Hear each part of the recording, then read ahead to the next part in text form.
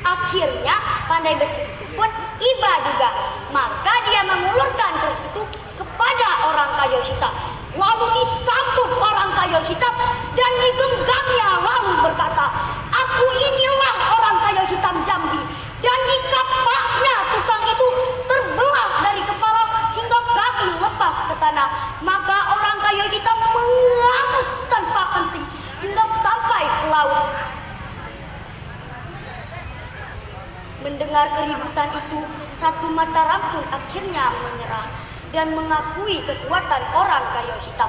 Maka mengaku takluklah sang Ratu Mataram. Lalu orang kayu hitam berkata bahwa ia menginginkan keris dan tombak yang dibuat oleh tukang itu. Maka Ratu Mataram pun menyerahkan keris dan tombak tersebut.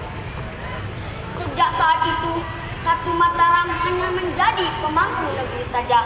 Setelah beberapa lama menetap di Mataram, orang kayu hitam pun akhirnya pulang ke Jambi dan menjadikan keris di Ginjai sebagai simbol kesultanannya. Demikianlah. Assalamualaikum warahmatullahi wabarakatuh. Waalaikumsalam warahmatullahi wabarakatuh. Kasih Warahmatullahi wabarakatuh.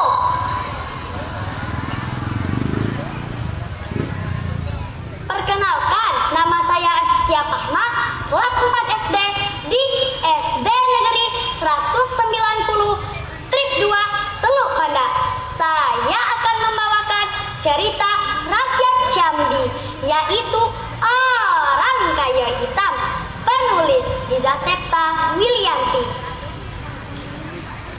Orang kayu hitam gagah perkasa, namanya agung di mano-mano, sampai Mataram orang kenali, usahakan pulau di batang hari. Pada zaman dahulu, kerajaan Melayu Jambi dipimpin oleh Putri Selaro Pinang Masa.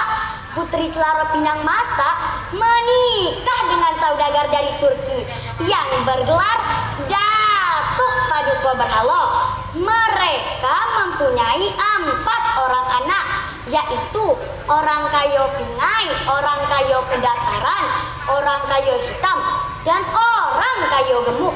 Setelah keempat anaknya beranjak dewasa, kepemimpinan kerajaan jatuh kepada orang kayu pingai.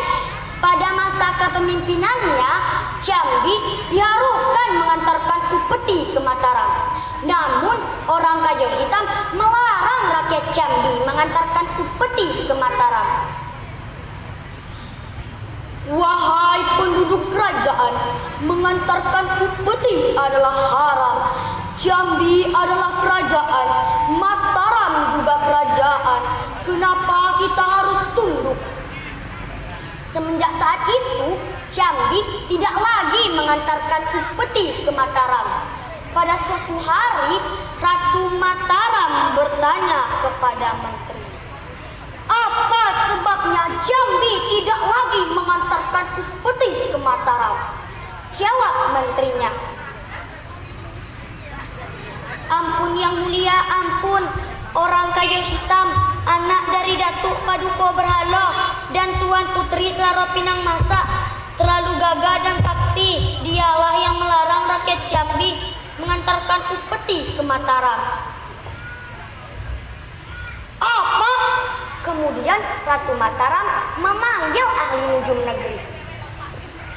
"Wahai ahli nujum, apa kira-kira yang dapat digunakan untuk membunuh orang kayu hitam?" Jawab ahli nujum, "Ampun yang mulia, orang kayu hitam memang terlalu sakti. Kalaupun ada yang dapat membunuhnya, syaratnya terlalu berat." "Tidak masalah, sebutkan saja." "Adapun yang dapat membunuh orang kayu hitam adalah keris dan tombak yang terbuat dari besi. yang berasal dari 9 desa.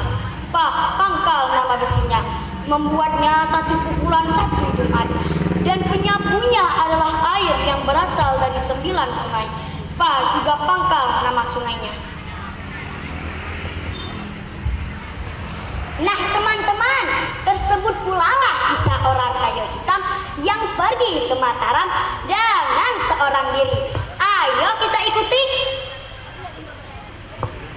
Batang hari airnya tenang, biak pun tenang deraslah ke tepi. Anaklah Jambi janganlah dikenang, siang terbayang bermimpi malamlah bermimpi. Anaklah Jambi janganlah dikenang, siang terbayang bermimpi malamlah bermimpi. Orang kayu hitam pergi ke Mataram karena mendengar kabar burung bahwa Ratu Mataram sedang membuat keris untuk membunuhnya. Sampai di Mataram, tiap-tiap Jumat ia berjalan ke sekitar. Pada Jumat terakhir, bertemulah orang kayu hitam dengan tukang pandai besi yang sedang bertugas membuat keris pesanan ratu. Saat itu sang tukang baru selesai menyapuhnya.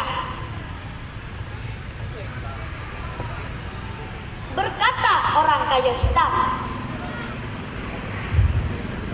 alangkah bagus dan besarnya keris itu. Bolehkah saya membelinya? Tidak boleh, ini keris milik ratu. Engkau ini dari mana datangnya? Saya ini seorang petualang. Tiap-tiap Jumat turun berjualan terung sambil mengolah terasi. Itulah pekerjaan saya. Izinkanlah saya memegang keris itu. Saya benar-benar menyukainya.